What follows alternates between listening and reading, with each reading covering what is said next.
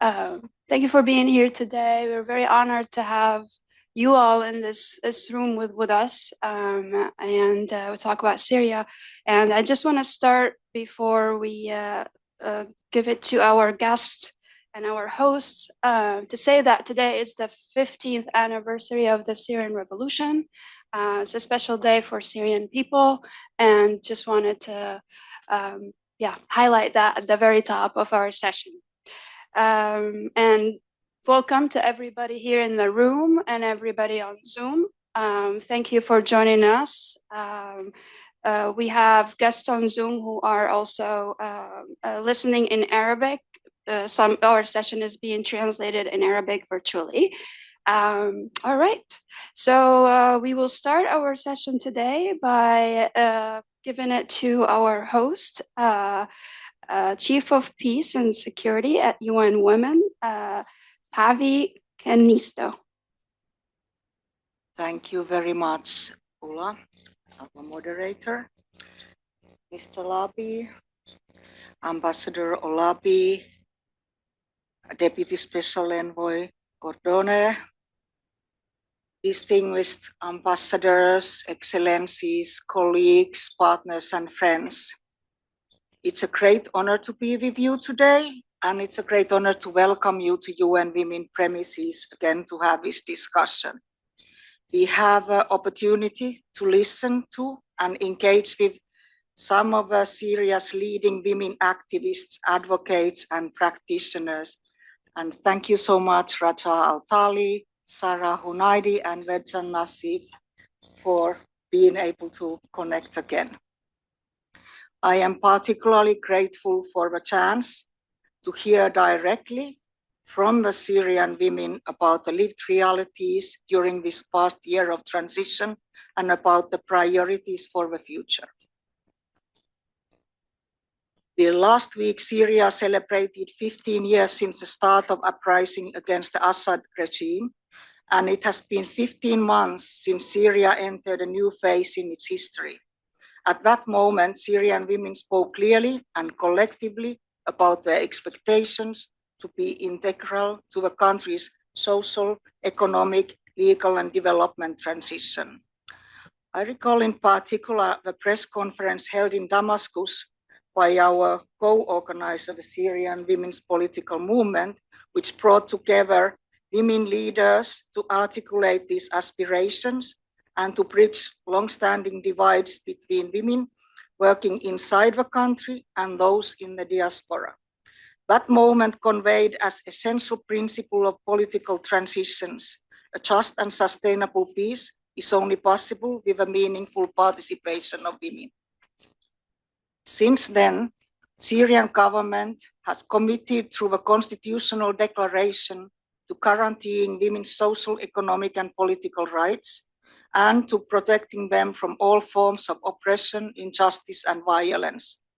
And in the 3 high-level UN women missions to Syria since the fall of Assad regime, we have been deeply encouraged by the openness and commitment from a wide range of Syrian government officials to ensuring an inclusive transition that responds to the needs and priorities of Syrian women. The theme of this year's Commission on the Status of Women, Women's Access to Justice, is therefore particularly relevant in this context. Addressing structural discrimination within legal and institutional systems is a critical step forward, ensuring that women and girls can fully exercise their economic, social, and political rights. At the same time, women's meaningful participation in public and political life requires more than formal guarantees. It requires that women who step forward into leadership, again, whether in politics, civil society, the judiciary, or local governance, are able to do so safely. Too often, women who claim their place in public life face intimidation, threats, harassment, and violence precisely because they are women.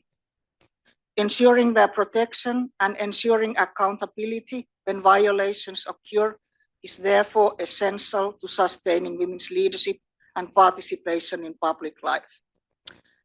As our executive director reminded us at the opening of this year's Commission on the Status of Women, then the needs and experiences of women and girls intersect with the justice system.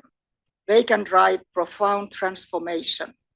Indeed, since 1970, legal reforms, including reforms to family laws, have enabled more than 600 million women worldwide to access new economic opportunities.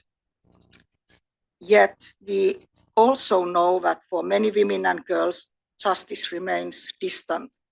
Across the past year and in many contexts around the world, we have seen tragic examples of women being targeted, again, precisely because they are women, including through sexual and gender-based violence, conflict-related sexual violence, often with little recourse to a fair, impartial, and effective justice system. In Syria, the role of women leaders, civil society organizations, and women-led movements is indispensable. Their voices, experiences, and expertise must continue to inform both national reforms and international support to Syria's recovery. For UN Women, our commitment is first and foremost to listen carefully and meaningfully to what Syrian women are telling us about their realities and their priorities. From there, we work to support both national authorities and women-led organizations to advance the full realization of women's rights without discrimination and to ensure women's meaningful participation in the social, political, and economic recovery of Syria. The past year has seen some notable achievements in this regard. Our support to the Ministry of Social Affairs and Labor to hold the first ever Women, Peace and Security conferences in Idlib and Damascus. Our support to the Ministry of Emergency and Disaster Management and the National Commission on Transitional Justice, and the establishment of a Syrian women-led organization platform, which now has over 150 members working across the country and a seat on the humanitarian country team. We are building on these achievements in 2026 and grateful for the support of the Ministry of Foreign Affairs for all their efforts to facilitate our work in the country. So I would like to thank the Syrian Women's Political Movement for convening this important discussion again, and all of you for contributing to this dialogue. Thank you so much for being here. And finally, for those observing this holy month, and as we approach its end, allow me to wish you Eid Mubarak. Thank you. Shukran. Thank you very much. Thank you very much. Really appreciate it. And now I would like to turn the floor to our co-founder, Maryam Jalabi, co-founder of the Syrian Women Political Movement, to give us some remarks. Welcome, everyone. Thank you for keep coming to our events, our annual events that we hold here. And thank you for all of the people who have been supporting us and working with us. I want to say that we keep holding these events because it's very important that we bring the voices of the marginalized, of the people that are not being heard. And today I want to specifically mention members of the movement that could not attend with us here, that could not be here. And I want to say, as we're sitting in very comfortable spaces, not being bombed, not being shelled, not having fear over our lives because of a patriarchal militarized systems that we live in globally, a global order that gives the power to people who have more military power. So today we don't have members because of the war that's taking place in our region and also for lack of access to mobility. And this is becoming compounded when it is actually women and what it is from women from the global south. And this, let me bring you to talk about sitting here. I cannot miss that the first day when the bombing started in the region, one of the first things that was targeted was a girls' school in Iran that killed 160 people. I want you to think about if that happened anywhere else in the world, how would we react? What would we do? Also, a couple of weeks ago, there's a woman in Iraq, a human rights defender, Yanar Muhammad, that was killed right in front of her house. There is an access to justice protection that these women deserve, that the marginalized in the world deserve, that the global South deserves. Not double standards on international law, not double standards on human rights, not double standards on women's rights. We need to all be working together to make this world a better and safer place. Stability in the region means a stability for you all. So I want to thank people who are partnering with us to actually make this world a reality or a possibility. I want to thank first our host, the UN Women, who have stood with us and worked with us throughout the years to make our voices heard. I want to thank all of the co-sponsoring missions that have been here, are here and have sponsored us and worked with us throughout the years. I want to specifically also thank our PR, the Syrian PR, Ibrahim Alabi, who have always listened to us and who is always there to take all of our grievances and our messages back home. And I want to thank also our Deputy Special Envoy, Sir Claudio Cordon, for being here with us. And then I want to go over all of the list of our co-sponsors to acknowledge you and say that we cannot do this without you. We cannot do this without the women leaders, without the organizations, the feminists that are in the region and beyond globally have been supporting our efforts. So I want to start with thanking UN Women first, and then the permanent missions to Belgium, to Canada, the delegation of the European Union, France, Germany, Ireland, Luxembourg, Norway, and the United Kingdom, and civil society organizations from Syria, the region, and beyond, the Caucus of Women in Politics in the Arab region, Center for Civil Society and Democracy, Georgetown Institute for Women, Peace and Security, Inclusive Security, Peace Pays, Peace Track Initiative from Yemen, Syrian Female Journalist Network, Syrian Women's Network, Window for Hope organization from Afghanistan, Women Now for Development, Women's International League for Peace and Freedom. And let me finish by something that Judith Butler said, that this happens and this is a tragedy in the world because we look at some people in the world as ungrievable. She said this in the context in Palestine when children and civilians are being killed with impunity by the so-called civilized democratic world. Let's change this so that everyone is grievable in this world. Thank you.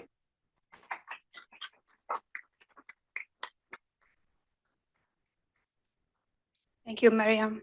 And now I would love to turn it over to our PR, His Excellency Ambassador Ibrahim Arabi. Thank you so much for being with us today.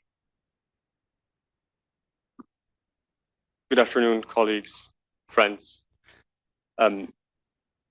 Usually it's said that ambassadors and PRs, speaking on behalf of states, it's ill-advised to speak without notes and speak without statements.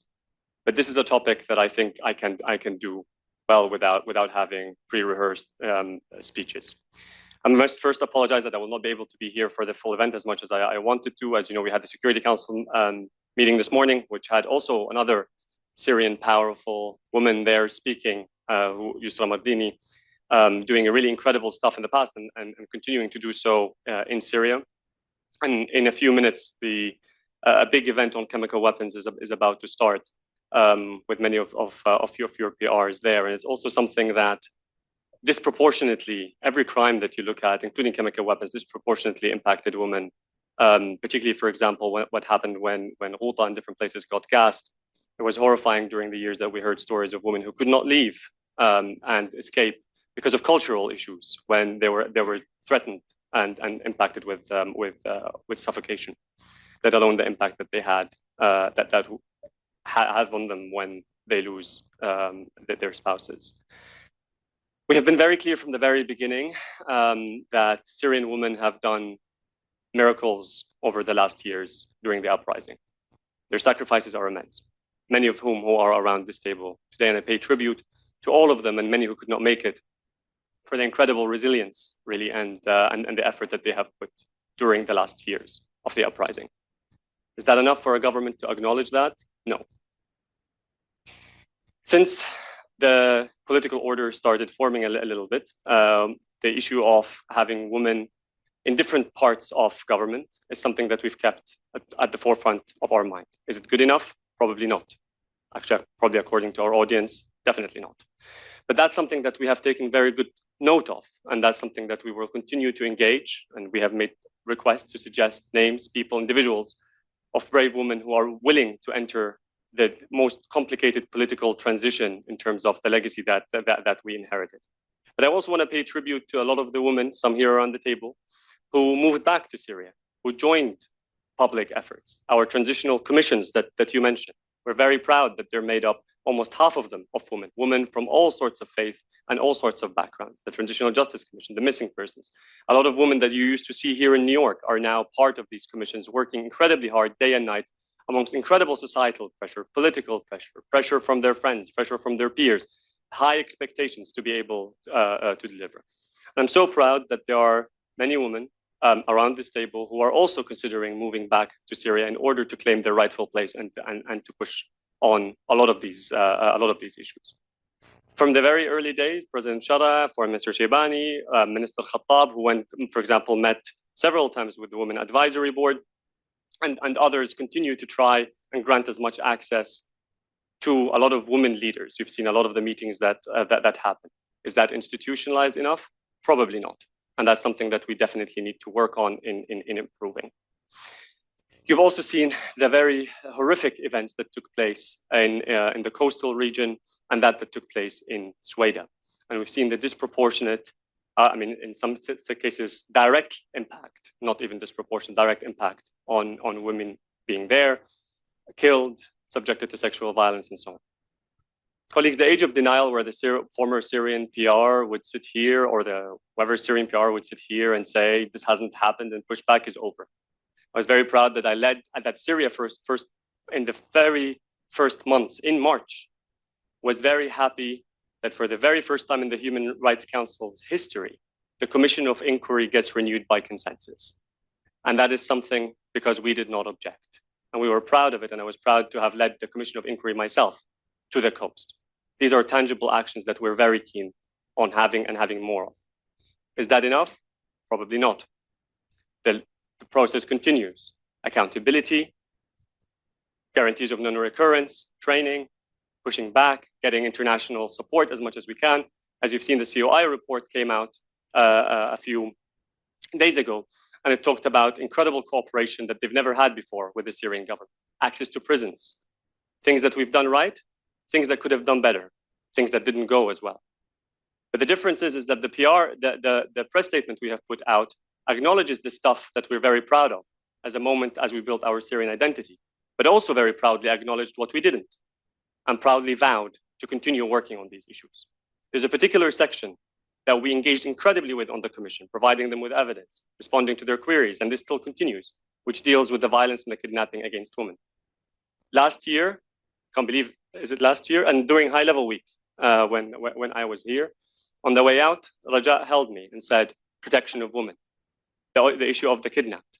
And that's something that we've taken incredibly seriously. And you see also the UN Commission taking into account, saying that we're continuing the conversations with them, looking at the evidence and seeing what is it that we can do better and where. And I'm sure many around this table will have incredible ideas about what we can do. And unfortunately, I do have to leave. My colleague Wissam is here, and he'll be taking very careful notes so that we are able to communicate back and continue pushing for these issues. The women of Sweden, women that I used to see protesting in the Karama Square, Dignity Square. That's the translation of it. We're subjected to horrific acts.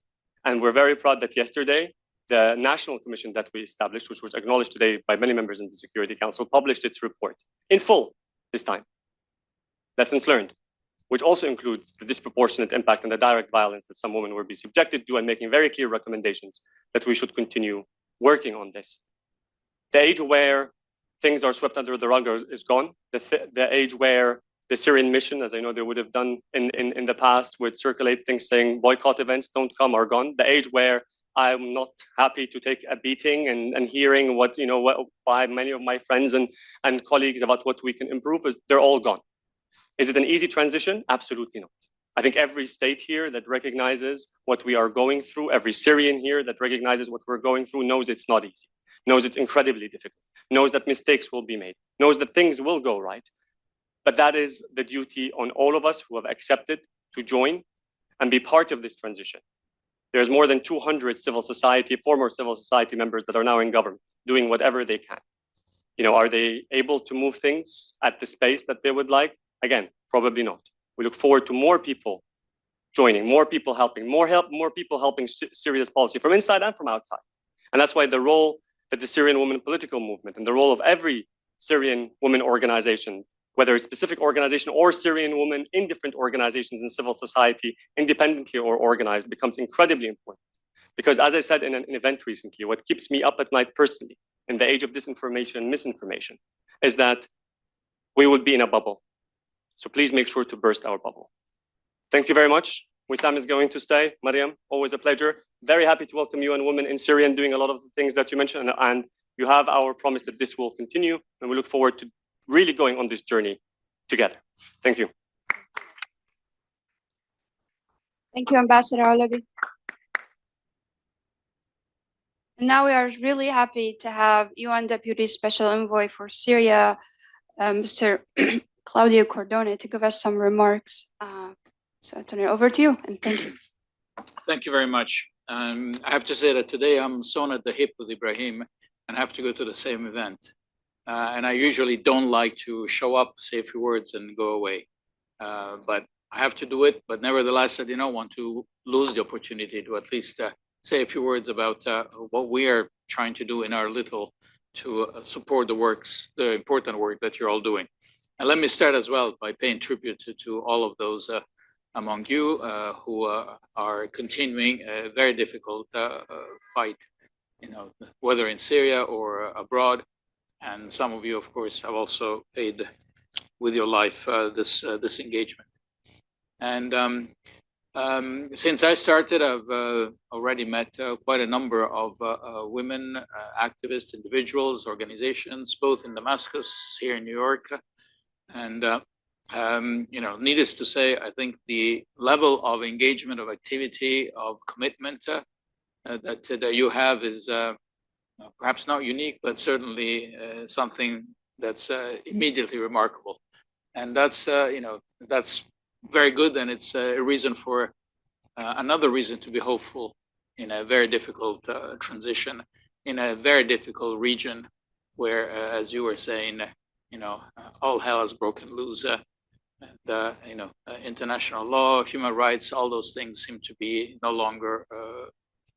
Some people may be taking pride in sort of having a go at values that we all thought were taken for granted. So what I wanted to say is that I'm keen to hear your voices, your views, and not just on matters relating specifically to women, but on the whole spectrum of the what we call now the transition. Now, as an office, we've started the discussions with the foreign minister about the specific role of the mission, what concretely we're going to be doing. And we're talking about things like good offices, constitution, transitional justice, electoral assistance, and so on. But cutting across everything, of course, there is human rights, and there is our support for women empowerment and women rights as a whole. So that's something that we will continue to do. There's no question about it. The way we do it, that's where we want to have a discussion, including with you. There have been mechanisms that have been created in the past decade or so, such as the Women Advisory Board, and some of you have been members or are still members of that board. Now, that mechanism served its purpose, and I think we do need to look at again as to whether it's fit for today's reality, today's dynamics. It's not about diluting at all the role of women. It's to see whether a mechanism that was created for a specific purpose still needs to continue in the same way. And that's one of the discussions that we're having, and we're having it with the women that are part of the board, but also with other women. Again, just to say, we're trying to adapt to new realities, but staying absolutely firm on our commitment to women empowerment and to women's rights. This is basically what I wanted to share with you. I'm happy that I had a few opportunities to, or at least to have an initial conversation to note your advice, your initiatives, and we want to continue to working with you. And I also have a number of colleagues here that will stay. And so I apologize as well for having to go, but really I'm really happy for the opportunity to at least share these thoughts and reiterate our total commitment to the work that you're doing and how much we value it, and will continue to do so.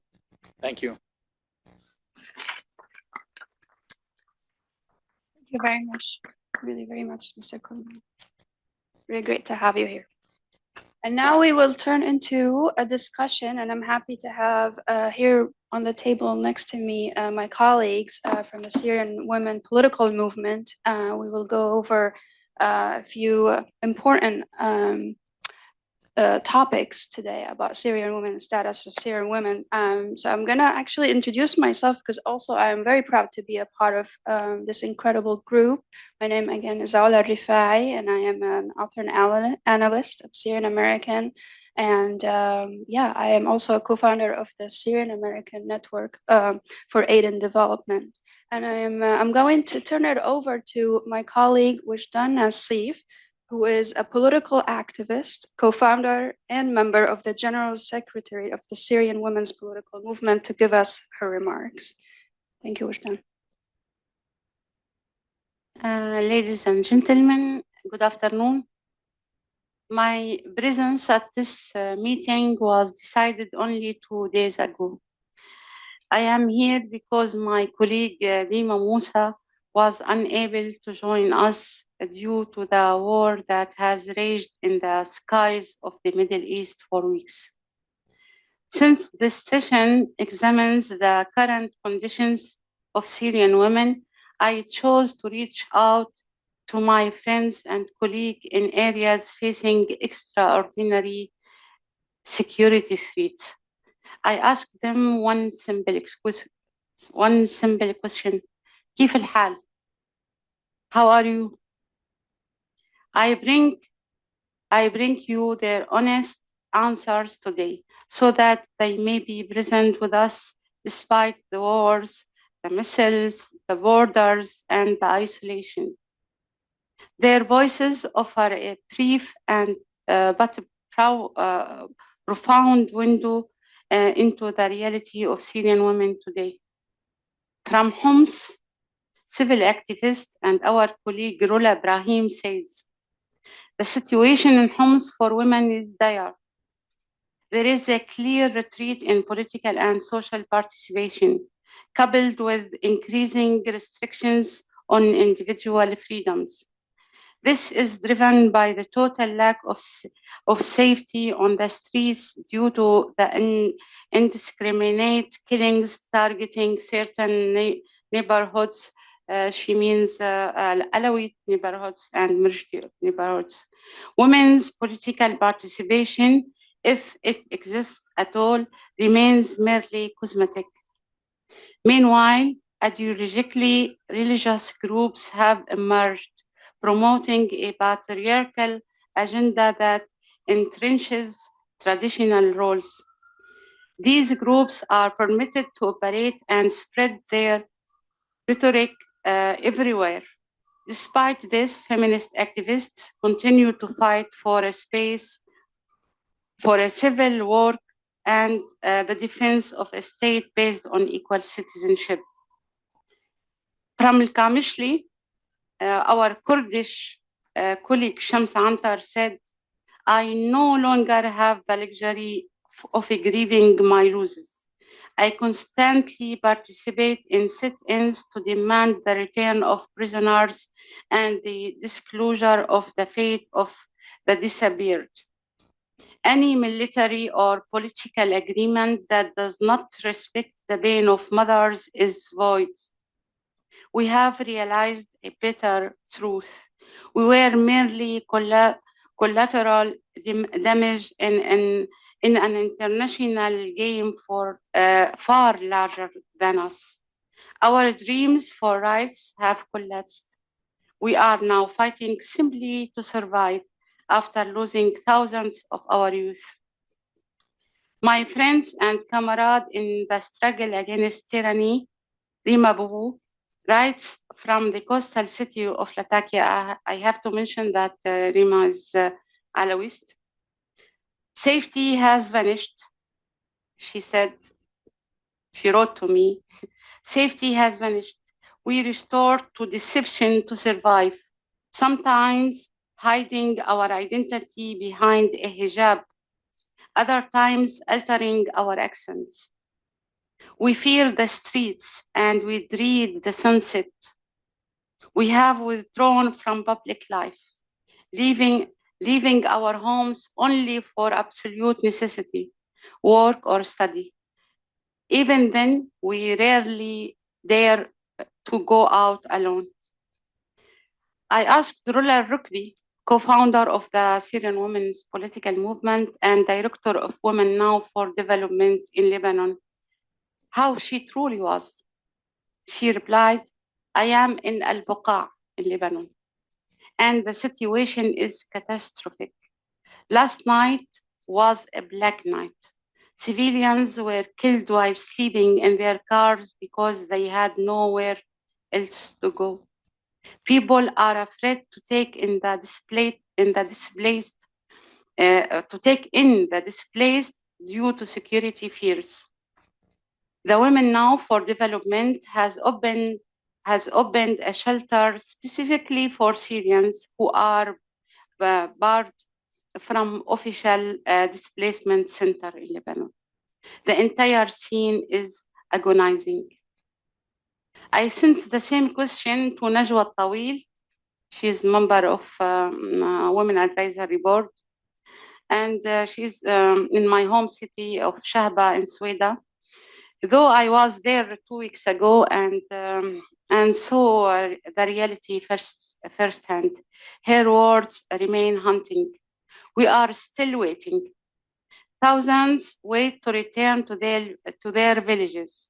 Hundreds of mothers and wives wait for news of men forcibly disappeared or detained by the authorities. They scream in the squares, holding photos of their sons, demanding the simplest right to know if they are still alive. Every day, they lose hope of returning to their homes. Meanwhile, we watch our children's desire for life fade as they are stripped of their education. Yet, the women of Sweden remain steadfast, but steadfastness requires every form of support. The political reality. These testimonies are not isolated incidents. They are the lived reality of Syrian women. To understand this transition more deeply, the Syrian Women's Political Movement organized a consultative meeting in Beirut last November, bringing together activists and feminists from inside and the diaspora. As the moderator of these discussions, I can share some of our key conclusions with you. First, recognition of violation. No true political transition can occur without full recognition of the violations against women, including detention, displacement, gender-based violence, and kidnapping. Here I have to note to the Human Rights Council report issued on 13th of this month, which confirmed the targeted kidnapping of Alawite women based on sectarian identity. Substantive participation. Women's participation in the political process must be substantive, not symbolic. Their presence in decision-making role is essential for sustainable peace. Third, justice as a pillar. Peace cannot be built in the absence of security and justice. Addressing the legacy of war, displacement, and the cause of the Chileans is non-negotiable condition for stability. Fourth, a guarantee for democracy. The cause of women in Syria is not a niche issue. It is the fundamental guarantee for achieving democracy and a state of equal citizenship. Our call to action. The support of the international community must move beyond political rhetoric into concrete policies that protect and empower women. International support for feminist movements must continue. Our battle did not end with the fall of Al-Assad regime. It continues against the structure of violence. I conclude with the words of Rolla Rigby, who lives the daily reality of the current war. How can we speak of achievements or progress in women's rights while people are being displaced and human life is being secreted? We cannot defend women's rights without defending human dignity and the right to safety and sovereignty over one's own life. What is happening is not a passing crisis. It is a complex form of violence, the violence of war, the violence of displacement, and the violence of uprooting. Women always pay the highest price. I call upon you all to support the demands of Syrian women at every level. Do not compromise their rights for fleeting political gains. Stability in our region will not be achieved through a democratic, will be only achieved through a democratic state of equal citizenship, a goal for which we have paid the ultimate price. Thank you.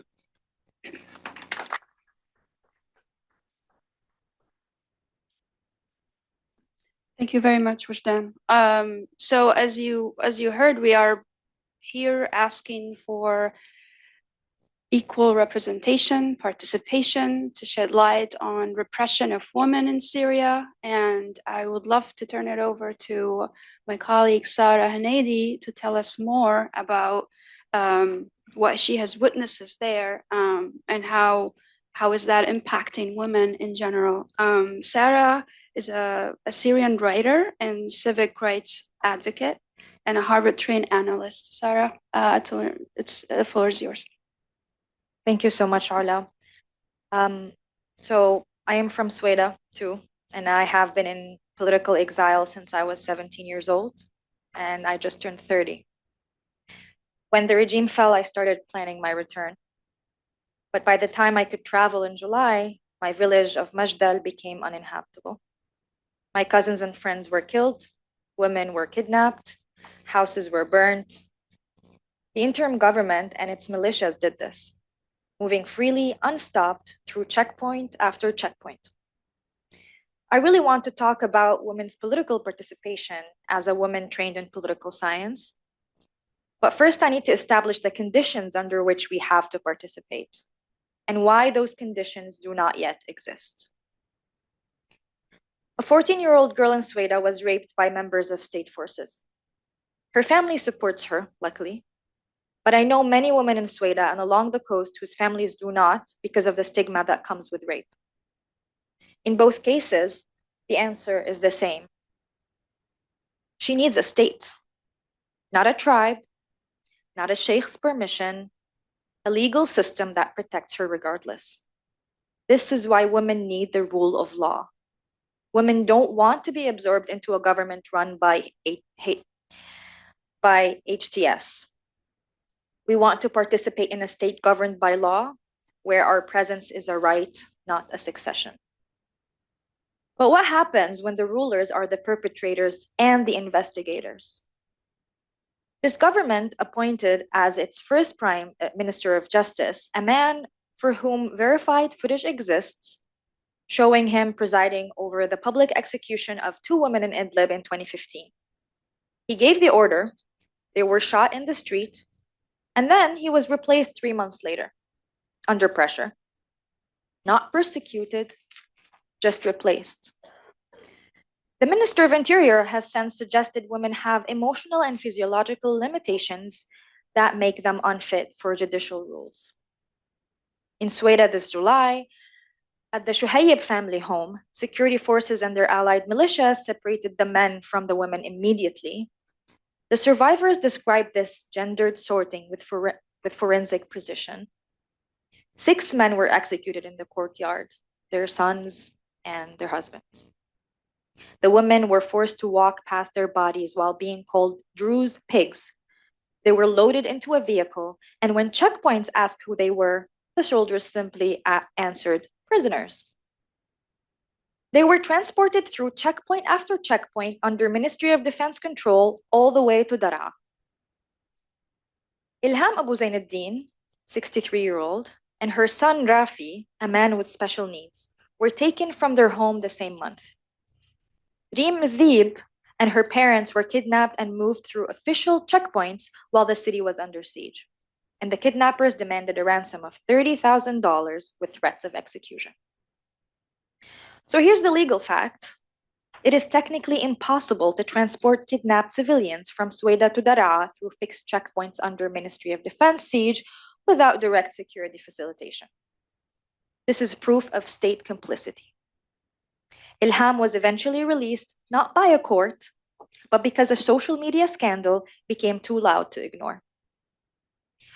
While a forensic physician in Sueda holds documented rape cases with no legal mechanism to pursue them, this government has issued decrees about women's swimwear and banned female civil servants from wearing makeup with threats of legal action. Are the mass graves identified? Are the disappeared found? No. But eyeliner is suddenly now a legal matter. The makeup ban came first to Latakia, while the Alawite community still is burying their dead from the March massacres. I don't think this is a uniform policy. This is sectarian targeting dressed as moral governance. And I have to say how dangerous it is for morality to be imposed by governments. We are told to participate in politics, and especially with this government. But how? Political parties remain banned. No legislation permits them. We have one woman minister, Hind Qabawat, who's part of the movement, by the way, that I'm part of. But I think she holds responsibility as part of this government too. We also have 6 women elected to parliament out of 119. A parliament that is still incomplete, by the way. Real power, however, sits with men from armed factions integrated without vetting. 6 women inside that structure does not make it representative. It makes us decoration, and this is exactly what tokenization is. The constitutional declaration this government wrote gives it one purpose: to prepare Syria for free elections in 5 years. In less than 8 months, it has presided over and taken part in 2 sectarian massacres. And on top of that, they built a political monopoly, banning parties, installing the General Secretariat for Political Affairs by decree with no legal basis, ensuring no independent political life can emerge. This is not a government preparing for elections. It is entrenching itself against them, and we do not trust it to deliver the transition it claims as its mandate. Sueda today refuses to come under this government's authority, and I understand this decision. I cannot imagine Sueda living the nightmare that Alawite women in Homs living every day. Random killings on the streets, armed men on motorcycles, a community terrorized with no protection and no recourse.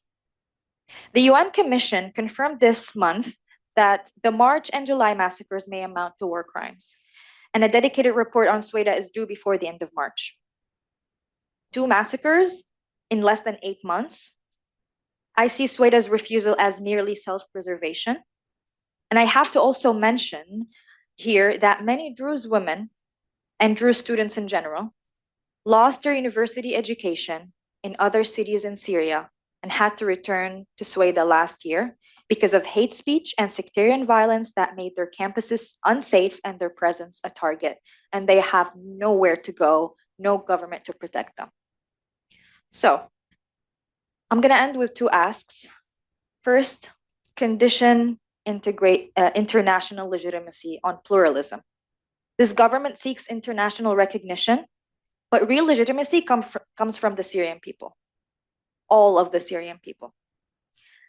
That international recognition must require a legal framework for political parties, an end to the General Secretariat for Political Affairs monopoly on political space, and enforceable protections for women, including Kurdish, Alawite, Druze, Muslim, Christian, and non-religious women. Every woman. Second, support women outside the government. Fund and protect civil society, diaspora movements, and documentation efforts, including the forensic physician in Sweden whose records need protection now. The 14-year-old from Sweden is waiting for a state that will protect her. That state does not yet exist. Building it is the only legitimate project of this transition. We did not rise in 2011, today in 2011, to live under HTS rule. We rose because we wanted a democracy and a state that represents all Syrians, no matter their ethnic, religious, or gender background. And we deserve better than this. Thank you.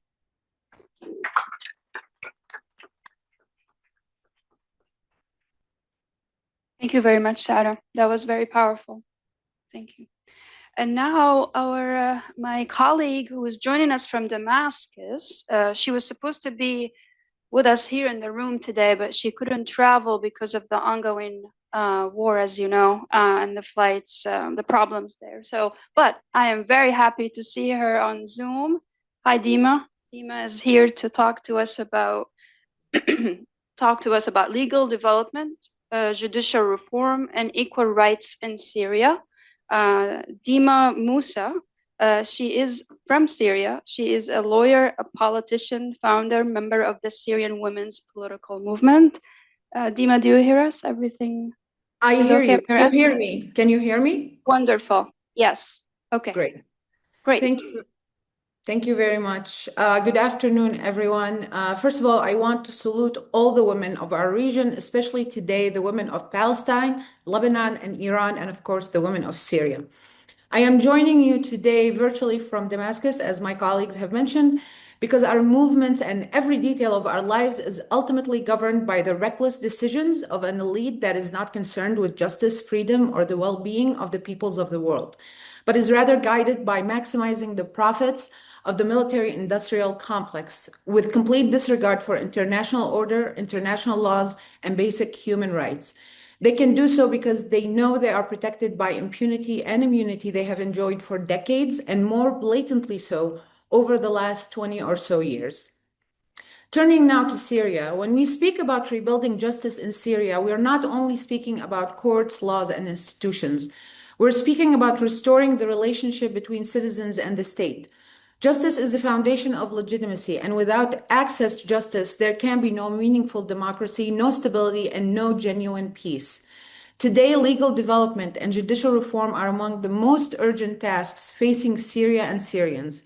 After years of conflict, repression, and institutional collapse, the challenge before us is not merely to rebuild legal structures, but to transform them so they serve all citizens equally, women and men alike.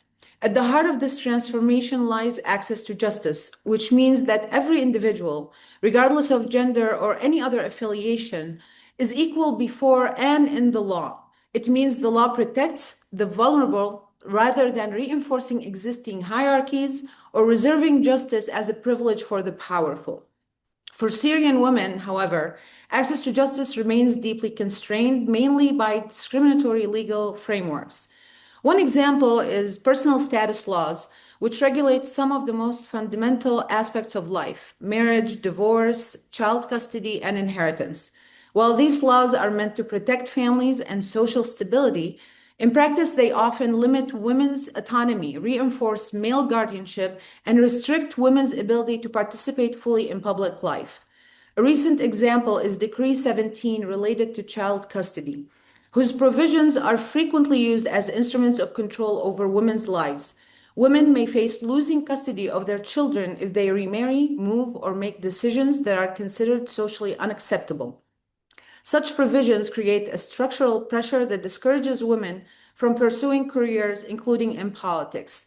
In this way, discriminatory personal status laws do more than regulate family relations. They undermine women's citizenship. When the law treats women as dependents within the family, it sends a powerful message about their place in society. It suggests that women are not full legal actors, but rather individuals whose rights are conditional. When women are denied full legal autonomy in their private lives, their political legitimacy and agency is also weakened. There are many examples from nearly all the Syrian laws, including Syrian nationality law, the penal code, and other laws that seem equal on their face but are applied discriminately with no mechanisms to challenge them. Not to mention the lack of laws on domestic violence and gender-based violence. While Syrian constitutions, including the Constitutional Declaration issued in March 2025, talk about citizens being equal in rights and obligations before the law and cannot be discriminated against based on any affiliation, including gender, this is rarely translated into actual legal text and enforcement mechanisms and remains ink on paper. This requires reviewing and amending laws that discriminate directly or indirectly and ensuring that courts interpret and apply laws in ways that uphold constitutional principles of equality. This also requires something that has been and remains missing in Syria: judicial independence. Courts must be free from political pressure and security interference. Judges must be protected from retaliation. Legal professionals, especially women lawyers and women judges, must be able to work without intimidation. This would create a space where rights can be defended even in difficult political environments. Citizens have legal mechanisms and tools to challenge injustice, and it would ultimately strengthen trust between society and the state. For women in particular, equitable legal frameworks are not only about protection, they are about participation and leadership. When women can rely on fair laws and impartial courts, they are better able to engage in political life, run for office, and shape public policy. Legal equality becomes the foundation of political equality. This is crucial for Syria's future. Societies that exclude half of their population from decision-making can't build sustainable peace. However, we must also recognize that the struggle for justice in Syria does not exist in isolation. It is deeply connected to the international system. Across our region, as illustrated by today's situation, women's movement not only faces local legal barriers, but also global structures of power. Histories of colonial domination, ongoing geopolitical competition, and socioeconomic systems shaped by brutal capitalism and neoliberal policies continue to shape our region's political landscape. These dynamics often weaken national institutions, deepen inequality, and reduce the space available for meaningful policy reform. Today, we see another troubling trend: the global escalation of militarization. This is accompanied by a decline in diplomacy-based solutions, normalization of human rights violations, and silence towards states brazenly committing political assassinations and kidnapping of heads of states in the middle of the night, regardless of our opinions of those who are assassinated or kidnapped. Within this scene falls the ongoing war launched by Israel with US support against Iran, during the first day of which a girls' elementary school in Minab was targeted and hit, resulting in more than 150 casualties, primarily schoolgirls aged 7 to 12. So what good does talking about justice for women in our region do when our lives are so dispensable in this international climate, when we are collateral damage and mere numbers on the news ticker? Regardless of political narratives surrounding this unnecessary war that was entirely avoidable, one fact remains clear: wars and military confrontations redirect enormous financial and political resources away from real justice. Around the world, military spending continues to rise. For women seeking justice, whether in Syria or across West Asia, this has profound consequences. Money spent on arms is money not spent on education, legal reform, or social services, and is instead spent on killing us in different ways. Militarization and justice rarely coexist. This is why the struggle for women's rights in Syria must also be understood as part of a global struggle for peace, accountability, and justice. Legal reform, judicial independence, and gender equality are not isolated technical issues. They are deeply political questions tied to how power and resources are distributed and allocated, both nationally and internationally. As Syria moves forward, rebuilding the legal system must include the voices, experiences, and leadership of women. We must not only be beneficiaries of legal reform, we must be the architects of it. Despite all the challenges, Syrians, particularly women, have demonstrated extraordinary resilience. All of us, Syrian women and men who believe in the importance of equality and justice, we continue to work. We will continue our struggle to ensure we get what is rightfully and legitimately ours, even under extremely difficult conditions. We will continue to work. We will do our part. Will you do yours? Thank you.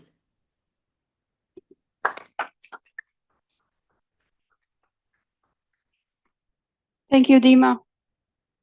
Oh, okay. I hope she still hears us, but yeah. Thank you very much, Dima, for speaking from Damascus, and for being with us here, even though you weren't able to be in the room. I really appreciate you, and I want to thank also Wujdan and Sarah for their remarks, and then turn it over to our friend Raja Tedley. Raja is the co-founder of the Center for Civil Society and Democracy, and she is here in support of the Syrian women political movement as well. So Raja, the floor is yours. Thank you so much, Ola. So thank you so much for the Syrian women political movement, not only for this event and this mission, actually for all the work that you've done since 2017. And it's very important that you continue. So it's very hard. We know that the transition is harder, even than more challenges we are seeing, or different challenges. But the Syrian women political movement, with the tradition of hosting those events, but also making sure that there is an access for Syrian women in different places, is very important. So this is a call for the Syrian women political movement, but also for your supporters to continue your support. And I want to thank UN Women for hosting us and supporting Syrian women in general for many, many years. It's very important, actually. We have Syrian women has many, many challenges before, not only the security situation under Assad dictatorship, but also there's barriers, society barrier that it continue, and sometimes like it add to the difficulties to participate and even to share our knowledge, expertise, building in our country. So we contribute to creating hope. So we want you with us. We are not done yet. We are still in the beginning, actually. We want Syrian women to be in the forefront in leadership position. So it's not, maybe I should say that my father was arrested during Assad dictatorship, Assad father, for 9 years. It affected me as a child. I was 12 years old at that time, and I said I will never be involved in politics.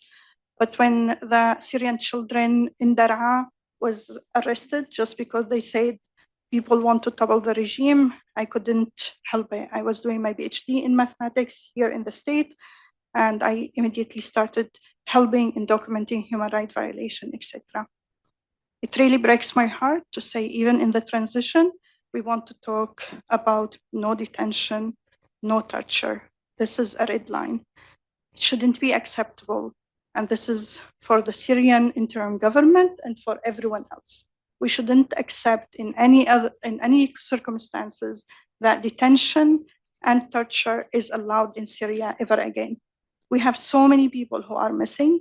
We have mechanisms actually to deal with the missing people, but there is a need for commitment that torture is not allowed, and also it's war crime actually, and also detention should be prohibited, forced disappearance. If there's any security measures, it needs to be under international standard. And also, Mr. Ibrahim talked about protections Of course, I will be talking about protections. It's our friends, it's our colleagues who were kidnapped and also who were killed.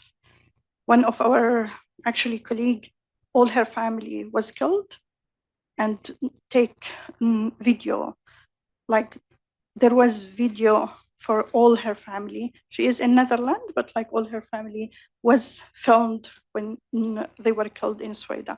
Of course, I will be talking about protections, and I wish I shouldn't, I don't need to say that, but this is where we are. Syrian woman needs a protection, and this is where we need the help. We're not done. Like, this is the Women Advisory Board hasn't done their work yet. I mean, I'm founding member, proud founding member of the Women Advisory Board. And when we came together to say we want the Women Advisory Board, we said that we want the implementation of 2254. Of course, there is changing in the circumstances, but we still don't have election, free and fair election. We still don't have an inclusive constitution. We still don't have, and the most important thing, we still don't have a framework for women, inclusion in peace and security. We need commitment that there will be a national action plan on women, peace and security. Why we don't have this commitment until now? We need it. We've been asking for it, that we've been actually mobilizing for it and doing consultation. We know even like some of the priorities that we want to talk about. Early warning, it could be one of the pillars of the National Action Plan. Also, I heard Brahim talking about Yusra Mardini, who briefed the council today. That's perfect. This is very, very good. We need more women voices in the council. So this is something that we have like a monthly briefing. So we need a woman voice for every briefing in the council.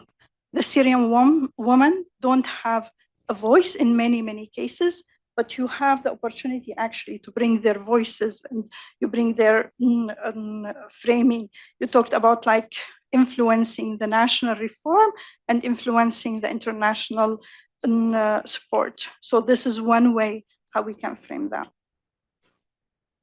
We have an idea why we don't have woman ministry actually in Syria. There has been many examples around the world that there is woman ministry, and Syrian woman has like suffered a lot, but also show the leadership, and the needs are great, but also the contribution to building not only a transition to democracy, but a democratic transition is what Syrian women are partner with this, and having women ministry could be a way of including and contributing to this building. So I talked a little bit about human rights violation that are happening. It's very important when we are talking about access to justice to talk also about documenting human rights violation. And it shouldn't be a threat when we are talking there is something bad happen or criticism. It shouldn't be a threat for any government. Actually, it is like we need to see each other as partner, even if I'm opposition to the government, but I am talking about the vision that I want a democratic state. I want a pluralistic state, inclusion. I want to build a state for all the Syrian people. That means we are partner if we have the same vision. We might have different roots. We don't need to be in the same party all the time, but if we have the same vision, we are going to build this state for everyone. This is where we can consider that we can work together. So documenting human rights violation is important, and access to information. There's no transparency until now in Syria. And this is not difficult. I know there's many people who were telling us maybe there's no resources. It's not about like telling excuses. We don't need excuses. We should be on this together. We need access to information, and we need a transparency while we are going into that transition. Because in this way, we will be able to help more as civil society, as women organization, as women leader. We talked about the Commission of Inquiry report. the renewal of the mandate of the Commission of Inquiry is very important because it is essential to have this independent voice and this independent of documentation. But also transferring the knowledge from international mechanisms to national mechanisms is essential.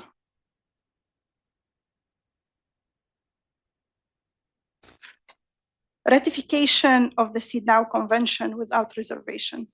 We need commitment. This is part of the constitutional declaration that we agree on the international conventions, and this could be done in Syria.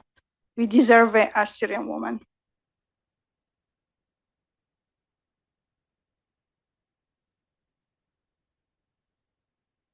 Maybe I will stop here and thank all my colleagues on all the points, and I want just to echo their points. Thank you so much for your support.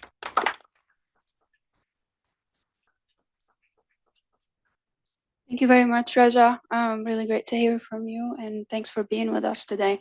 I just want to say that we will open the floor for like 3 to 4 minutes for Q&A after we hear from our co-sponsors, the states and organizations, who we are very thankful for supporting this this event today and supporting us along the way.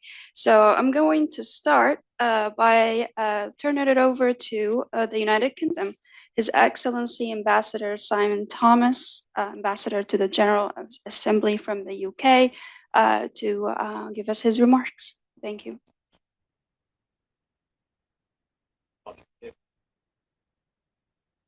Oh, green is good. Okay, it's the opposite from in the UN where red is. Okay, good. Look, I'm first of all, thank you, Chair, but thank you most of all to the powerful testimonies that we've just heard. And actually going to the point that you just made, Raja, also important that we're not only hearing the voices here, but also in places like the Security Council. And I have to say, those of us who were in the Council last month for the powerful intervention of your colleague Mujna Doraid, or this morning for Yusra Mardini, I think felt the power of that, and I support what you're saying about having those voices. I mean, I do want to acknowledge up front the progress that's been made by the Syrian government over the last year, including provisions in the Constitutional Declaration of March 2025, guaranteeing the rights of women, the appointment of a new diverse cabinet, holding elections for a new parliament. But the ongoing role of civil society organisations is so important, pushing for further momentum, advocating for the inclusion of women at all levels of government and public life, exactly as the ambassador was saying, bursting the bubble, holding people to account, and it's the kind of the work together of the government moving forward and of others holding to account that will ensure that better future for Syria that everyone wants to see. If you allow me, I'll just make 3 points briefly. I mean, first of all, reflecting on the year since CSW69, the Syrian government's made significant strides to progress political transition, reopen Syria to the world, attract investment, boost economic recovery and reconstruction. But we heard so powerfully from all of you this morning or this afternoon about the significant challenges that remain, how much is yet to be done. And I think we know just how long the road ahead to recovery will be, and that if we want a lasting peace and stability in Syria, then we need a genuinely inclusive and representative political transition that protects the rights of all Syrians, including women. And the UK, and nationally, we continue to advocate very strongly for this, including through our programmatic support to Syrian women-led civil society groups implemented by the Women's International League for Peace and Freedom, which works, I think, with the Syrian women's political movement. And we've long stood by the people of Syria and continue to do so. I think second, many of you spoke about justice and accountability, and for us, we have a very strong commitment to pursuing justice and accountability for crimes committed by all actors from the past, but also from the present. And as we've heard really powerfully today, the outbreaks of sectarian violence in this last year have been absolutely appalling, and the impacts on those affected, including displacement, often fall disproportionately on women. And we welcome the UN and national investigations into the violence on the coast and in Sweden, and the initial judicial processes to hold those responsible to account. We ourselves issued new sanctions in December, targeting identified perpetrators, partly to demonstrate clearly our commitment to accountability and justice. But I think, Sarah, you put it well, what women need is the rule of law. Thirdly, and finally, Syria is a priority country for us, for the UK, our own national action plan on women, peace and security.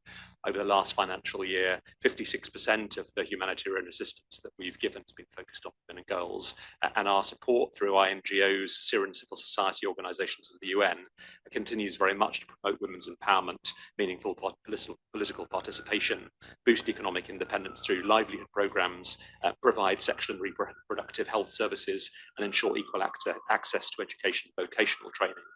Meanwhile, the support that we're providing through UNFPA has helped to reach more than 4.2 million people since 2019, providing services such as antenatal and postnatal care, family planning, infection treatment, vaccinations, and post-rape treatment, in addition to offering safe spaces for women and girls. Protection of women and girls, their economic empowerment and access to healthcare and education is central to what we're trying to do to support Syria. But as I think we've heard so powerfully today, it's central to lasting peace and to stability in Syria. So thank you so much. Cheers. Thank you, Ambassador. Would love to hear from Belgium too. DPR, His Excellency Ambassador Bart de Wolf. Please, the floor is yours. Thank you, Ms. Al-Rifai, and thank you to all the speakers for your very indeed powerful testimonies, interventions this afternoon. Let me just begin by recognizing everyone in the Syrian women's political movement and Syrian civil society. Your resilience, determination, and unwavering commitment to justice and democratic values deserve indeed our deepest recognition. You continue to demonstrate what meaningful leadership looks like, and often under exceptionally difficult circumstances. As we reflect on women's rights and women's leadership at this CSW, let me highlight also just 3 elements that are, in our view, essential to a just and sustainable Syrian-led and Syrian-owned political transition. First one is, has been mentioned, of course, the meaningful participation of women in an inclusive UN-facilitated political process for Syria. It's one of the elements that is encouraged in Resolution 2254 and has also been reaffirmed by the broader UN membership through the Pact of the Future, the Pact for the Future, sorry. As the UN continues to adapt its engagement in Syria, we must collectively ensure that Syrian women are not only present, but able to shape decision-making. Keeping this conversation alive and translating it into concrete measures is our shared responsibility. And second, think that no political transition can succeed without the protection of civilians, strict adherence to international humanitarian law, and strong mechanisms of justice and accountability. All perpetrators, regardless of affiliation, must be held accountable in accordance with international norms. We commend again Syrian civil society organizations, particularly women-led and feminist groups, for their indispensable work in this regard, documenting violations, supporting survivors, and advocating for justice. Their leadership is essential for rebuilding trust in institutions and for shaping credible justice processes. And finally, building on last year's 25th and 30th anniversaries of the Women, Peace and Security Agenda and the Beijing Declaration and Platform for Action, let me especially reiterate the urgency of preventing and addressing gender-based violence, including conflict-related sexual violence.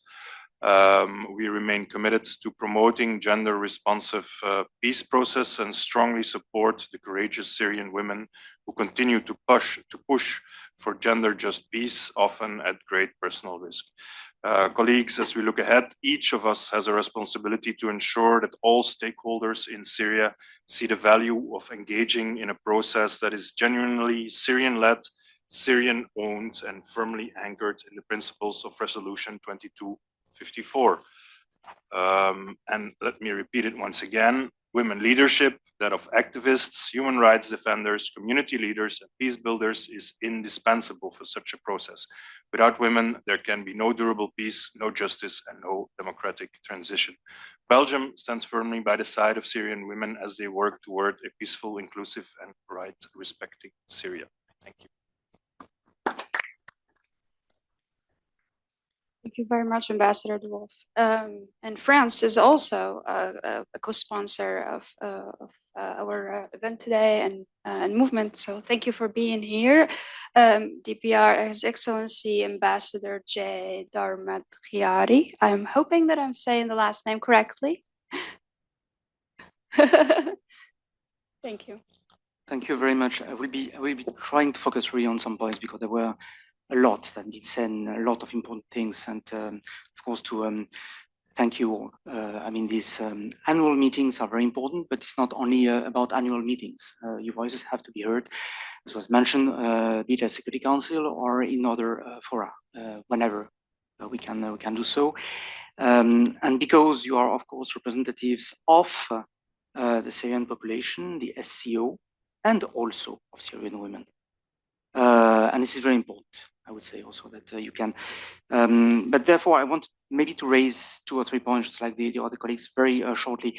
The question of the challenges that we have right now in Syria, be it political, societal, economic, and so on. We know there is no lasting peace and security without an overall participation, meaning also accountability and justice. I got also the point that you made at the very end. Sorry, I had to leave at some point, but I got it, and we had discussion also yesterday, Raja, on the fact there is also some a lot of international international rights that has to be also implemented. First, of course, implemented formally, but also implemented concretely.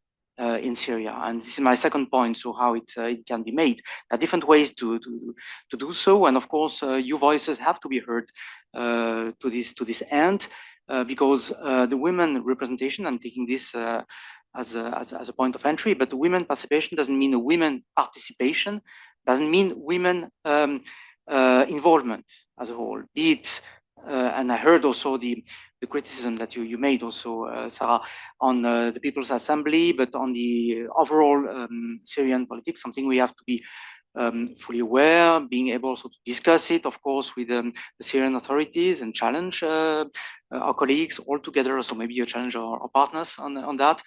In order that we achieve more, not only Syrian women being Syrian women, but of course, because this participation has to be heard, but overall, this participation of the Syrian people who have endured so much and suffered so much for the future of Syria. This would be my second point. Inclusivity, of course, all communities, but it's very clear, and I want to make it short. So I would say also as a third point, to be very focused. There is a huge question about impunity, and to be sure, you addressed it in many aspects, and we don't know exactly how far we can go and how we can do it. There is a lot to be done.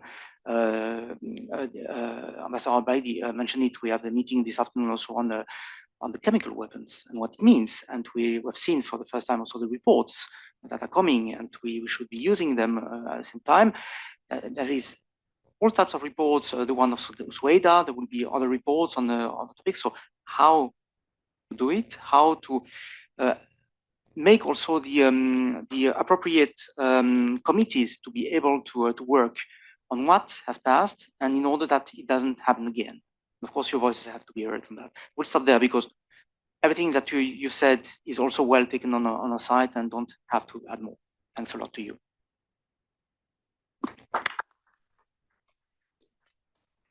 Thank you, Ambassador.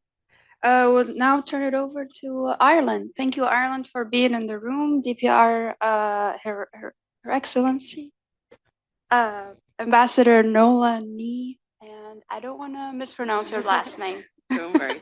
Would you say it for us, please? Almost as bad as Jay's, but any pronunciation, it all works.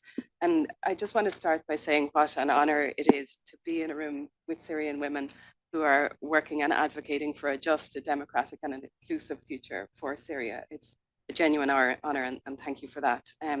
We appreciate your briefing and your analysis today. And you've given us very stark updates about the real lived experience of women in Syria now, and of the population as a whole.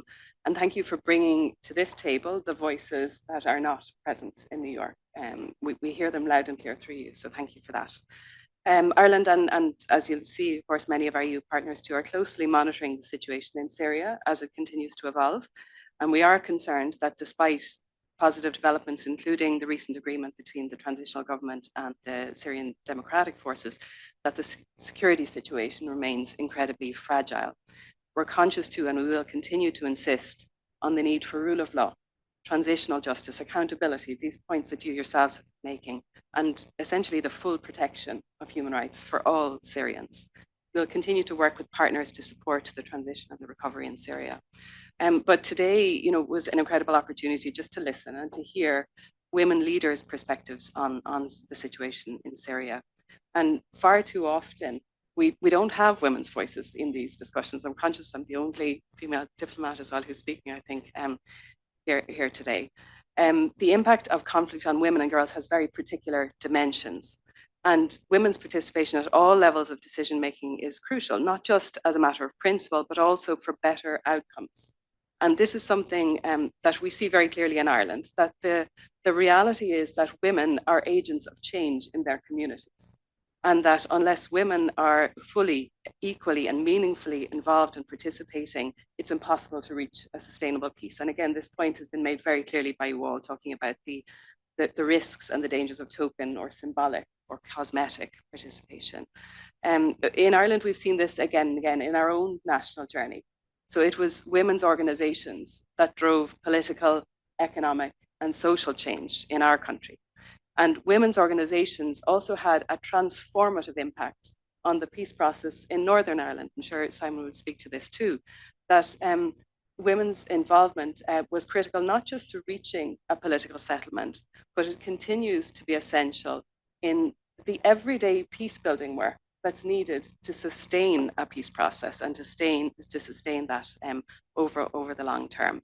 So as I say, for us, it's very clear that the full, equal and meaningful participation of women in peace processes is critical.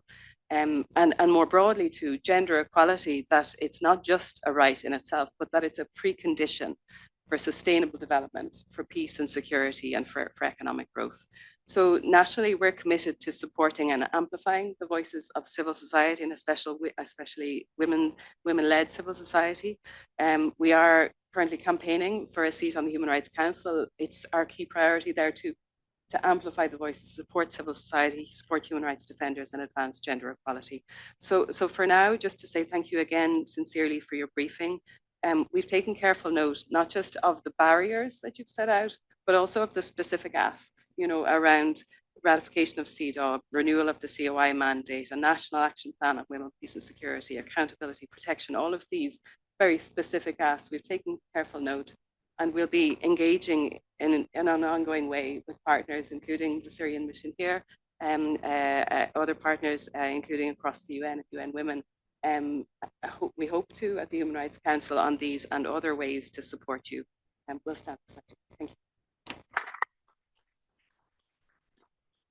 Thank you, Ambassador. And next we will hear from Norway. Thank you for supporting us. DPR, His Excellency Ambassador Andreas Levold. Thanks a lot there, moderator. I want to be very brief because I think it's more interesting and important for us to listening to other voices in the room and to not having me repeated basically everything I can subscribe to what have been said by my co-sponsors. But Vejdan, Sarah, Dima, Raja, and Mariam, and the entire Syrian women team, I think for us, extremely important to listening to your testimony and clearly your honesty. Not only what you're telling us here, but everything you have done over the past years, significant work. And we all around this table stand 100% behind you in this effort. I think your message was very clear. Without significant women empowerment and also protection of women, including more midterm, long-term justice, including efforts to address accountability, difficult accountability issues, we will have no stable or sustainable political system in Syria, and we will not have a prosper Syria. So thank you for being very honest about the gaps we have to address. between rhetoric and reality, between vision and reality on the ground. But what we share is that we should all, including also together with the Syrian government, we need to find a way to work together on this. Listening to you, I mean, with all discretion and being very clear that every situation is unique. So I'm not saying this is similar to what I faced when I work on the same issues in Afghanistan post 2001. But there are issues that resembles and remind me about some lessons learned or takeaways I brought with me from that time. And I think just to mention them very quickly, one is that what gives me hope today is that despite challenges, despite shortcomings, despite setbacks, I think we are at the stage now where, including having the Syrian government represented here together with us, listening, being very honest about where they are despite challenges. I think that's very, very important political message, and we need to appreciate that, because the triangle of government in the one corner, the civil society, including you, Syrian women, and the international community, the UN, member states, other NGOs, international NGOs, we all need to be working together. If one of the corners in the triangle drops out or oppose the other corners, we're not going to succeed. So I think that's a key message from me. And finally, I would say finding or striking a balance between protection and participation. They belong to each other. We can't have one of them without the other. And at least participation requires protection in a way. Some will say increased participation is protection in a way, but still we know working in very hostile environments, political power brings also more attention, and it brings vulnerability in terms of being threatened. So that we need to find the right balance. And finally, between short-term and long-term need, all of you have stressed not only short-term effort and the fight to help you in empowering you politically. We need all the infrastructure to allow that, legally, institutionally, and even socially. But finally, we need to address the more mid-term, long-term accountability issues, including transitional justice. And we all stand with you in that joint effort. Thank you. Thank you, Ambassador. And last but not least, Luxembourg is also a co-sponsoring state. So thank you for being here, Mr. Javid Hadrovich. Thank you. Fine. Thank you. Thank you. Thank you very much. Thank you to our hosts, UN Women, and of course the organizers, in particular the Syrian Women political movement. Sorry for convening this important event, and especially also a big thanks to the different speakers for their valuable insights. And I really want to stress, as has been done by other colleagues, of the importance of listening to your voices, that are also a powerful reminder of the enormous challenges that remain ahead. And I also want to take the opportunity to pay tribute, as has been done by other colleagues, to your engagement by the colleagues and the women in this room, and all the women in Syria and outside in the diaspora. I will be very brief. As my colleague DPR from Norway said, we are also here to listen and to hear testimonies from the statements from representatives of civil society. So I'll be very brief. Luxembourg is, of course, very glad to co-sponsor and support this CSW-related event, especially this year when the overarching theme of CSW is access to justice. Indeed, access to justice is a foundation for every individual to be able to meaningfully claim their rights, and without it, there is no guarantee that human rights are promoted and protected, and there is no accountability for those who blatantly violate human rights. And this has, of course, been the topic and the overall topic today. And since the fall of the Assad regime, Syria has entered a new dawn, and we strongly hope that Syria will continue to work towards a truly inclusive and representative system, and that the democratic transition remains Syrian-led and in the best interest of all Syrians, including women. Because women play a key role in conflict prevention, mediation and in post-conflict reconstructions. I think there's a lot of research that shows that peace agreements brokered with the participation of women are often more sustainable and more inclusive. So when it comes to Luxembourg, we support the Syrian people's quest for accountability and justice. And in this context, we will continue to support the important work done by the IIIM. And we hope that the mechanism will soon be able to fully be operational in Syria.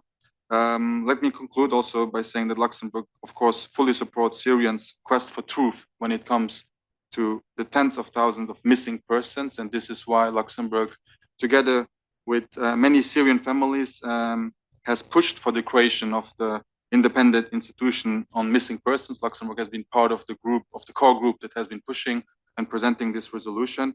And we will continue to support its important humanitarian work. And I will, as I said, I will be very brief. I will just want to once again thank the Syrian women political movement for their steadfast engagement in favor of a truly inclusive and person-centered transition in Syria. You can continue on Luxembourg support, and thank you very much. Thank you, Councillor. Really appreciate you for your support. We understand that time is up, but we would love for you to stay if you can. If you choose to, if you need to leave, please do so as well. We will be hearing next from co-sponsoring civil society organizations. And I will turn it over to my colleague, Dr. Nadia Abaza, who's a feminist activist and chairman of Masar for Sustainable Development. Dr. Nadia. Thank you, Ola. Thank you for giving me the chance to present this statement on behalf of the Syrian Women's Network, Center of Civil Society and Democracy, Focus of Women in Politics and in the Arab Region, Peace Track Initiative, Window for Hope, and Women Now for Development. Ladies and gentlemen, we are honored to join you today on the sidelines of the 2026 Commission of the Status of Women at a pivotal moment in Syria's history and during complex transitional phase where security, political, and economic challenges intersect with weak justice systems and the rule of law directly impacting the lives and rights of Syrian women. Over the past 15 years, civil society has played a vital role in sustaining communities and advancing visions for peace. As women's civil society organizations, we center the experiences of the women most affected by conflict, recommendations of policies that fail to reflect their realities cannot ensure meaningful protection or participation, nor contribute to just and sustainable peace. We therefore focus on the following points. First, protecting women amid the diverse realities of Syria. Syrian women face vastly different conditions across the region. However, this does not negate the reality that women in different regions face intersecting forms of violence and discrimination, exacerbated by conflict, weak protection systems, and lack of access to justice. The effects of these violations extend beyond women's psychological and physical well-being. They are a tool of exclusion from the public sphere. Second, education and health as pillars of empowerment. Education and health are essential to women's ability to claim their rights and participate in public life. There can be no political participation without women who are physically and mentally healthy, and no real protection without education that ensures women know their rights and possess the tools necessary to claim them. Third, and finally, the Resolution 1325 and the National Plan, the implementation of UN Security Council Resolution 1325 is critical to ensuring women's participation in peace processes, reconstruction, and institution building. We emphasize the importance of developing a comprehensive and participatory Syrian National Action Plan that ensures women's effective political participation, including at least 30% representation in leadership and political positions and clear accountability mechanisms. In conclusion, protecting women in Syria is not a political choice or a formality on the agenda. We gather today to declare any political transition that does not guarantee women's right to protection, participation, and accountability is incomplete, unsustainable, and lacks legitimacy. Equality is not a favor to be granted. It's a fundamental right. There is no peace without justice and no justice without women's genuine participation. Thank you.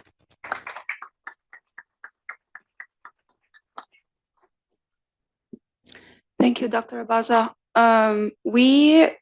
Before we close, we would love to open it up for a quick Q&A session. I know we are behind time, but if anybody would like to jump in. Oh, and definitely we want to thank specifically organizations that co-sponsored before we do the QA, apologies, co-sponsored this event too. Okay. Oh, women. Oh, okay. Sorry. Apologies. Okay. So we are going to turn the floor right now to Women's International League for Peace and Freedom, Ms. Genevieve Riccoboni. Apologies for the mistake here in the agenda. The floor is yours. No worries. Thank you. I'll keep it very brief, just to say, first, thank you so much for the honor of being here today. WOLF has been truly honored to partner with the Syrian women's political movement for many years now.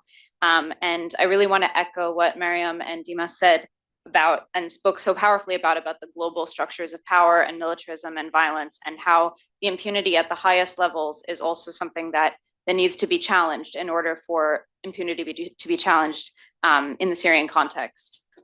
I think reflecting on the theme of today's event, I'm struck by so many of the ways in which Syrian feminists for so many years have built the political vision for a feminist, democratic, inclusive, and peaceful future for Syria. And this is exactly the kind of imagination that we need at this moment of transition, where others didn't see possibility, feminists were organizing really incredibly. And I want to pay homage to that work. And I think this is exactly also why sustained political and financial support is absolutely essential to continue this work.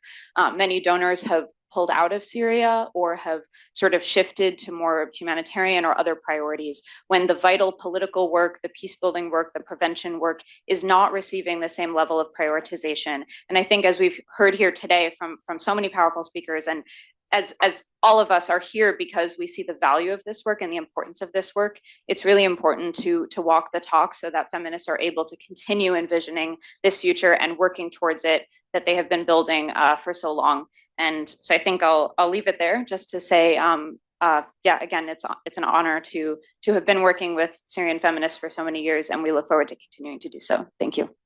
Thank you very much. Apologies for the mistake earlier. We want to also hear from Georgetown Institute for Women, Peace and Security, Ms. Jihan El-Hadidi, Policy Associate, and she is here with us in the room.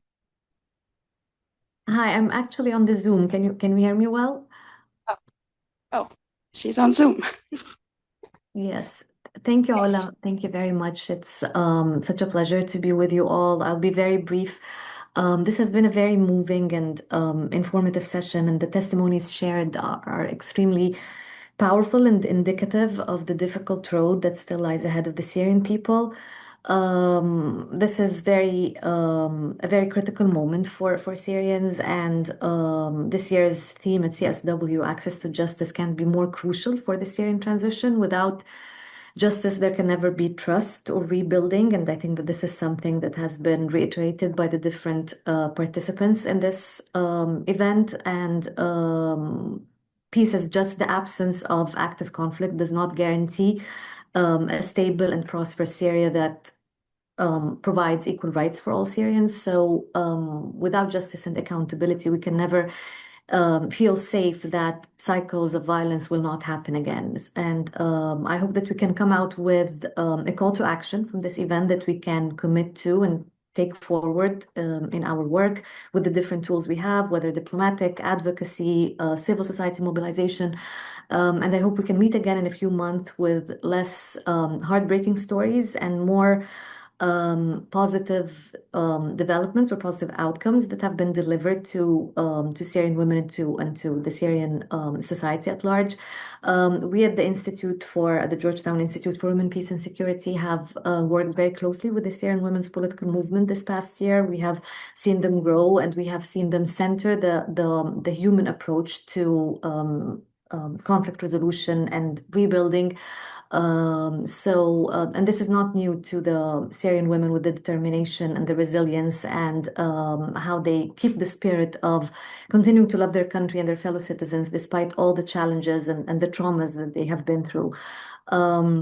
So thanks to everyone who helped put this event together, and thanks for the amazing lineup of statements and testimonies. And we really wish you all the best and look forward to more partnerships and collaborations in the future. Thank you.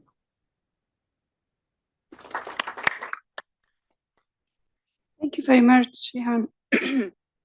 And last, we have a video pre-recorded from Ambassador Swani Hunt. I believe the video is ready to show.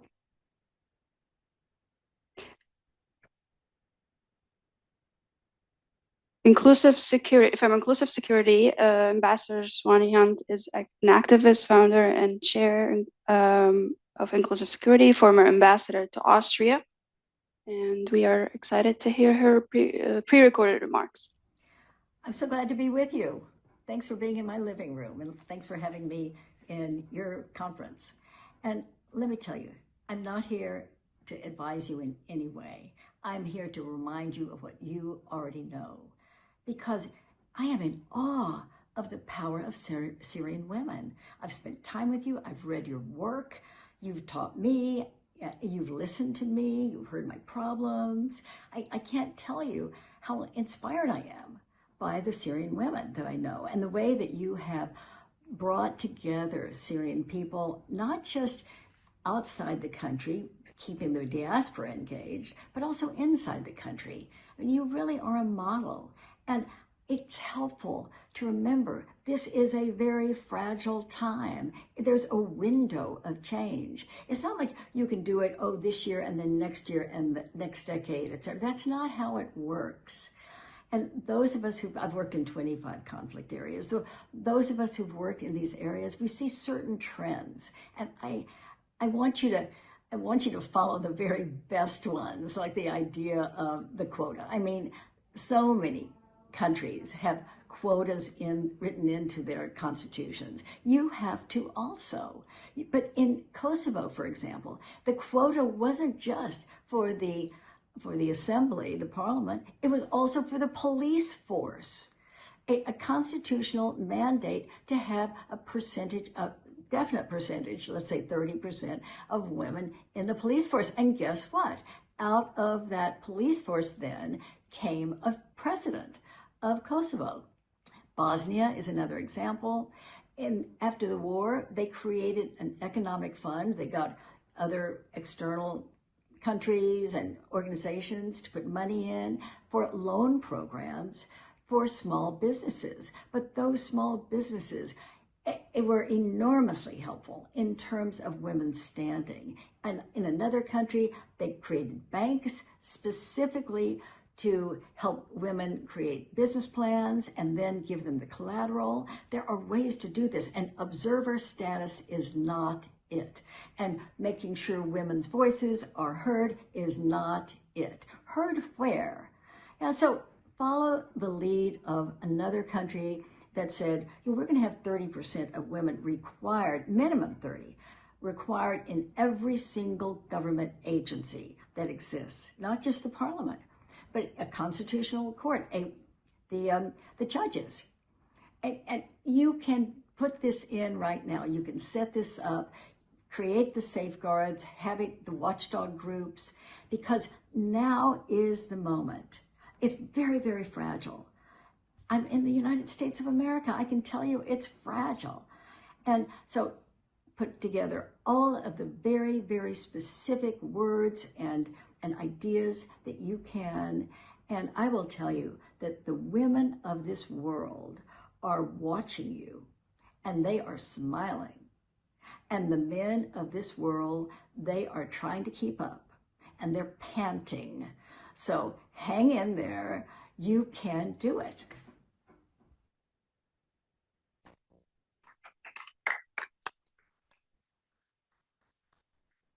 Now we have Q&A. Thank you for being patient with us as we move through our agenda. And thanks so much for all of our speakers today, states and organizations.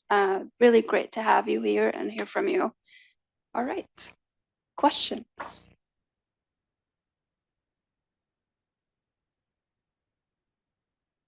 Yeah, please. Thank you so much for this very rich conversation. My name is Macarena Saiz. I'm the Executive Director of the Women's Rights Division for Human Rights Watch, and I've had the pleasure of knowing a little bit about the Syrian women political movement through your work and through Mariam Jalabi's engagement with us as well.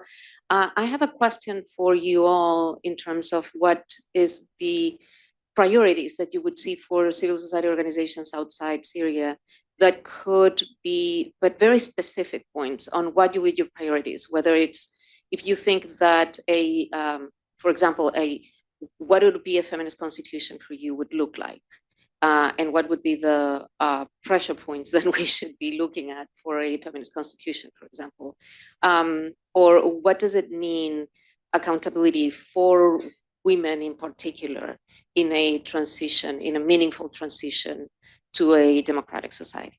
Thank you. Thank you very much. Who would like to take that one? No, Hey, thank you so much for that, Macarena, and good to see you here with us. Those are very big questions. And yes. I want to mention that instead of going into the details of some of the stuff that we've done, but very basically, Syria has a constitutional declaration. It does not have yet a constitution. When the constitutional declaration was put forward, it was done by 11 people, not necessarily legal experts, not necessarily human rights or women's rights experts. So what we need today is that after the formation of the parliament, of the General Assembly for the People, that we will have a committee that's actually credible, that will be able to put a constitution together so that the rights of women and rights of all of the citizens are treated in it equally. Also, on accountability, there is so much work that the Syrian women political movement has done, not only on accountability, but there is a program that we have in the Syrian political movement that is called the National Consultations. And this is an extensive effort that has been done since 2011. A co-founder of the program is actually here with us, Wijdan Nassif, a co-founder also of the Syrian political movement. And these are consultations that happen with women for over 350 to 400 women yearly to produce these policy papers. We have produced about 18 papers, and you could actually see a barcode. We have put it maybe outside. I think it's outside the flyers that you could take the QR code so that you could see some of these policy papers. There are also a few other policy papers that we have produced, not policy papers, but papers we have produced on civic peace that was done with under the feminist political track, that was done with over 14 political entities that not necessarily feminist, that are not necessarily women-led, but were Syrian political entities that have been working on Syria. And we produced a paper that talks about the priorities for us when it comes to transitional justice, the priorities for us when it comes to national identity, and priorities for us to comes the constitution and the sources of legislature, and what it means to have equal citizenship. There's another paper also that was put put out there. There's also a QR code for it if you are interested. The work that we have done with other Syrian feminist leaders in partnership to produce recommendations from us to the government and to the international community about what Syrian women see as priority. If there are no more questions, I think we're up with time. I would like to close by thanking our funders. This would not have happened without the funding and the commitment of the government of Canada that has been supporting us since 2018, and 2018, and that supports our team, that supports our staff, that supports actually for us to bring people in, you know, to reserve a hotel room, to reserve flights, to reserve equipment, translation, Zoom. A lot of the work that we are doing would not be possible without resources that are coming to us from our funders. I want to also thank specifically GIZ, that has been our partner for the past 2 years, that is funded by Denmark, who's not here with us today, usually co-sponsors all of our events, and the EU and Germany. Thank you. There's a representative from Germany in the room today. Without their support also specifically for this program, that we wouldn't be here today. So this is all needed, not just for us, the Syrian Women Political Movement, but also for all of civil society working on the ground. Their funding and resources and access to spaces where resources could be available is very important and essential for our continued work. Thank you. Thank you all very much.